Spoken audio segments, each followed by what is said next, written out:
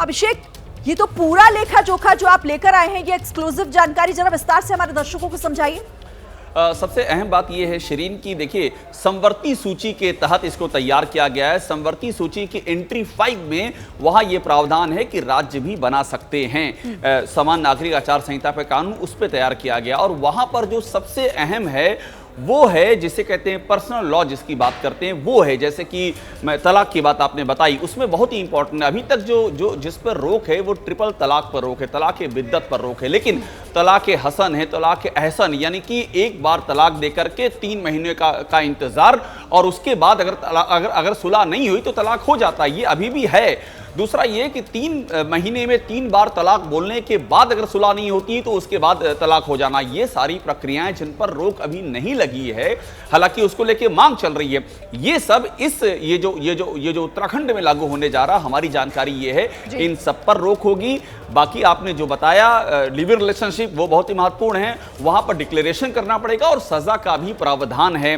लड़कियों की शादी की उम्र बढ़ाना और महिलाओं को इक्वल राइट्स। बड़ी बात यह है कि महिलाओं को पुरुषों के बराबर अधिकार इसमें दिए गए हैं। महिलाओं के लिहाज से उनको इंपावर किया गया है कि उनका प्रॉपर्टी में भी इक्वल राइट्स होगा और यहां तक कि उत्तराखंड चूंकि वहां शहादत बहुत होती है, वहां से लोग फौज में बहुत हैं, उस स्थिति में कि जो संपत्ति का बंटवारा होगा वहां भी जो महिला है उसके अधिकारों को सुरक्षित रखने का प्रावधान किया गया है। श्री बिल्कुल अभिषेक, रहिए आप, आगे भी आपसे इस पर बात होगी, समझेंगे कुछ और पॉइंट्स इसके। लेकिन देखिए, जो समान नागरिक संहिता है यानी कि यूनिफॉर्म सिविल कोड, ये सवालों में भी है। क्यों है आपको बताते हैं। दरअसल सवालों में समान नागरिक संहिता क्यों है, लागू करने में सरकार ने अब तक क्या कदम उठाए, सवाल यह भी उठता है।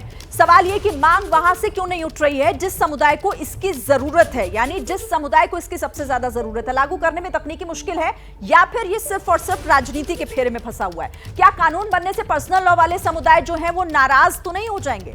क्या ये मुद्दा चुनावी चाल की तरह तो इस्तेमाल किया नहीं जाता रहेगा? ये भी एक सवाल यहां पर उठ जाता है। तो ये वो सवाल हैं जो समान नागरिक संहिता को लेकर लगातार उठते भी रहे हैं। और अभिषेक, ऐसे सवाल तो अभी भी बने हुए हैं इसे लेकर।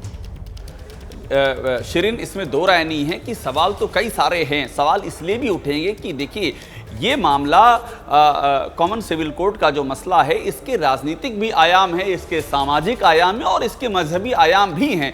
तो तीनों जगहों से आवाज सामने आएगी, इसमें दो राय नहीं। हिंदुस्तान एक लोकतांत्रिक मुल्क है, यहां सबको अपनी आवाज उठाने का हक है। हालांकि ड्राफ्ट कमेटी ने रायशुमारी की और रायशुमारी बड़े पैमाने पर की है। अलग अलग वर्गों को, अलग अलग तबकों को, समुदायों को, महिलाओं को, जो रिटायर्ड हैं, जो फौज के लोग हैं, उन सबसे, जो बौद्धिक तबका, उन सबसे विचार विमर्श किया गया। लेकिन उसके बाद भी इसके, चूंकि मैंने आपको कहा, इसके पॉलिटिकल आयाम है, सामाजिक, मजहबी, हर तरह के आयाम है, तो वहां से लेकर के सवाल उठेंगे। और मैं आपको एक बात और बताऊं, इसके पहले शिरीन, मैंने जमीयत उलमा हिंद के जो चेयरमैन है उनका इंटरव्यू भी किया था, उन्होंने इसकी मुखालफत की थी। तो ऐसी मुखालफत की आवाजें अभी और भी मुखर होंगी। बिल्कुल मुखर होंगी और बिल्कुल सही कहा आपने कि इसको लेकर राजनीति तो हो ही रही है, लेकिन इसका दायरा भी आगे और बढ़ भी सकता है। अभिषेक, रहिए आप लगातार हमारे साथ। महत्वपूर्ण जानकारी इस यूनिफॉर्म सिविल कोड को लेकर आप हमारे दर्शकों तक पहुंचा रहे हैं। क्यों जैसे ही घड़ी का काटा दोपहर 2:30 पे आए, बबीता जी का दिल सास बहू साजिश के लिए मचल जाए।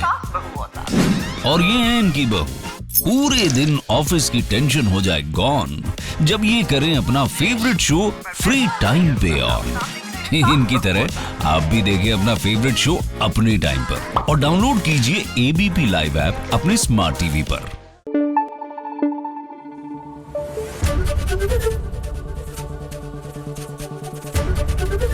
एबीपी न्यूज आपको रखे आगे।